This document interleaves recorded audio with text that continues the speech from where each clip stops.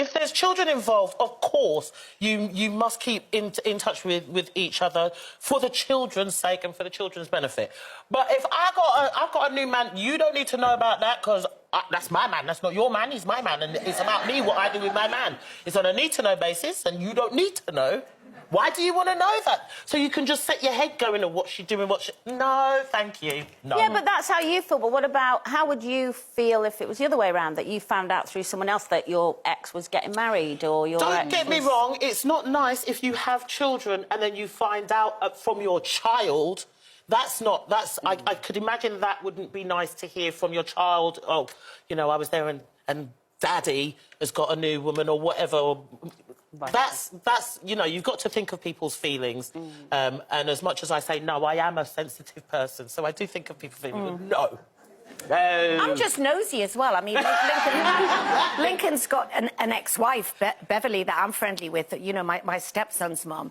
And Lincoln doesn't feel an obligation, but I like him to tell Beverly things because I like to find out what Beverly's doing as well. Take us back to when it first started then, when you first had your first back operation.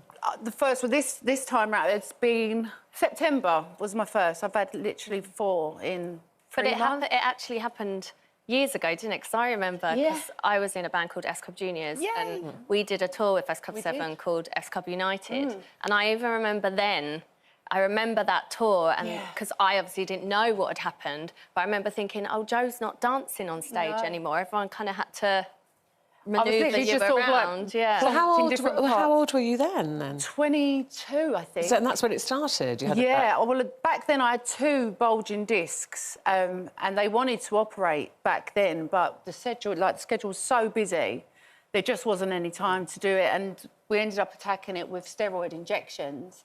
And that did seem to do the trick, you know, with medication and stuff. But this time round, it was 4. So over the years, like Frankie was saying, that started when she can remember. Back then, you did steroids. And also, when you're young, sometimes you go, oh, I'll be fine, I'll work through it, it'll be fine.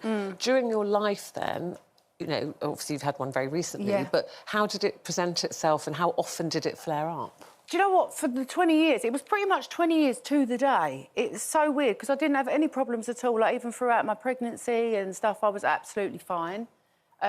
It was just... I started getting, like, these backaches, and I was just, you know, putting it down to sort of, like, exercising too much or, you know, lady things, you know, just all different sorts of stuff. And I went to go and see an osteopath, and she sort of, like, looked, and I was telling her what my symptoms were. She said, Jo, I think you've got a slipped disc. I was like, oh.